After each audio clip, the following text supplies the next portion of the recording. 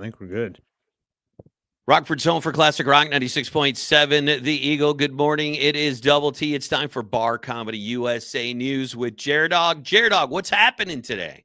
Well, good morning, Double T. If I had known that I was actually going to be on video this time, I would have been smart like you and worn my ball cap.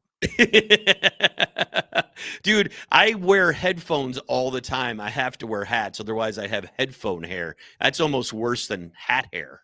Yeah, you and me both. And I'd also need to be promoting the World Series of Comedy. We're going to be in Indianapolis this week, and we're going to be in Appleton next week at the Skyline. So I'm excited for that. But Double T, I got to say, man, March is the only time when I've ever done stand up where I'm not the main event.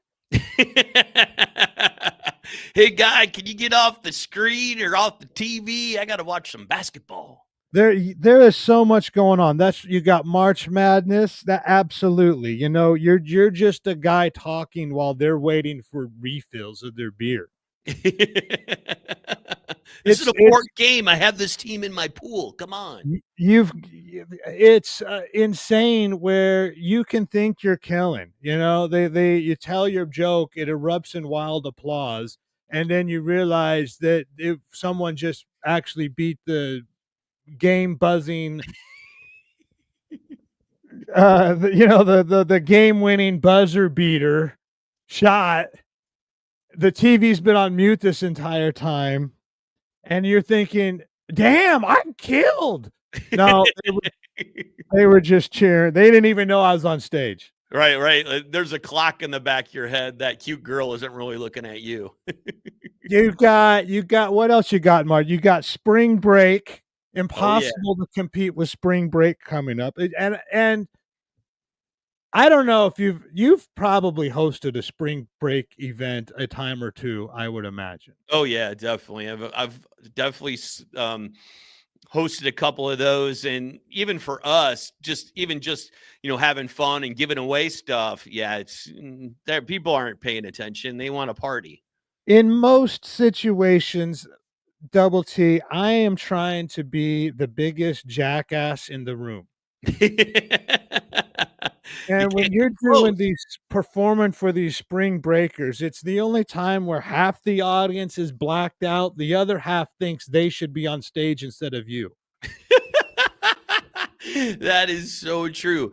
Do you ever have it where you show up to a place for a show and then there's games on and maybe a regional or local game that means stuff to the people there, and they're like, yeah, we're gonna put you on after the game, and then it goes into like double overtime, and you're hitting the stage at like 12:30 at night and everyone's half in the bag?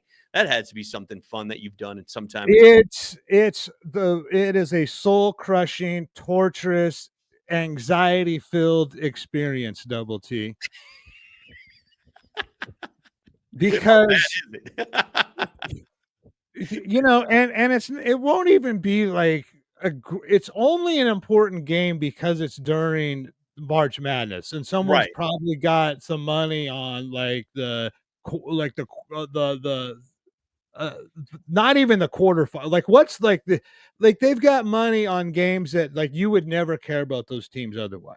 The play-in game, the game that puts the lowest seed team in. You're that bad, you have to play another team to try to actually get in. And no one really cares about those games because then they're going to go to the next round and they're going to lose to a number 1 seed. So probably a game like that. So if you have to be the comedian that follows that situation, if they lose, they're so angry. There's one thing that I've learned living in Las Vegas, Double T. Typically, gamblers don't like comedy.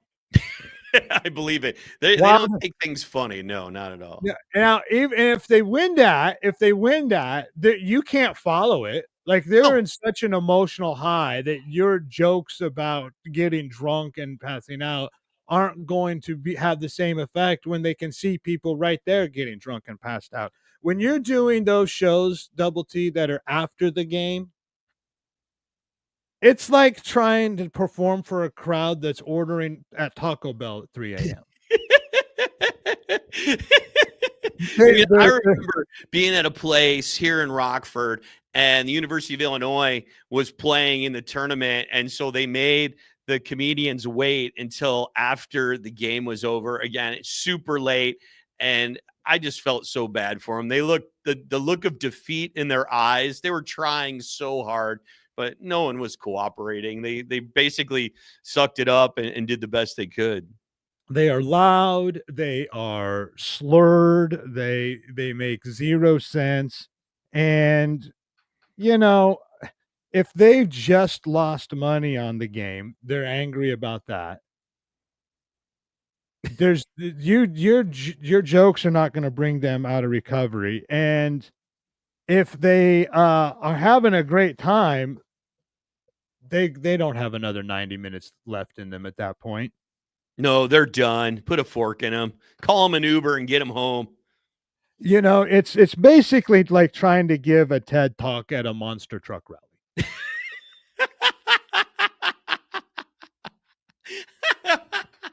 It is Bar Comedy USA News with Jared Hawk. Tell everybody about the Pub and Grub Comedy Tour. Yeah, come on out, see the show, the Pub and Grub Comedy Tour. We do live stand-up comedy. We bring national headliners whose names you don't know but probably should. Nightclubs, taverns, neighborhood restaurants, and bars. We've got shows. We've got one big coming up in Clinton, Wisconsin, Boxcars Pub and Grub. I'm going to be there. It's a matinee show on a Sunday. Check that out. Go to barcomictix.com, and I'll talk to you next week. Thanks, Jared Hawk. Appreciate it. Thank you, Double T. It's Rockford's home for Classic Rock 96.7, The Eagle.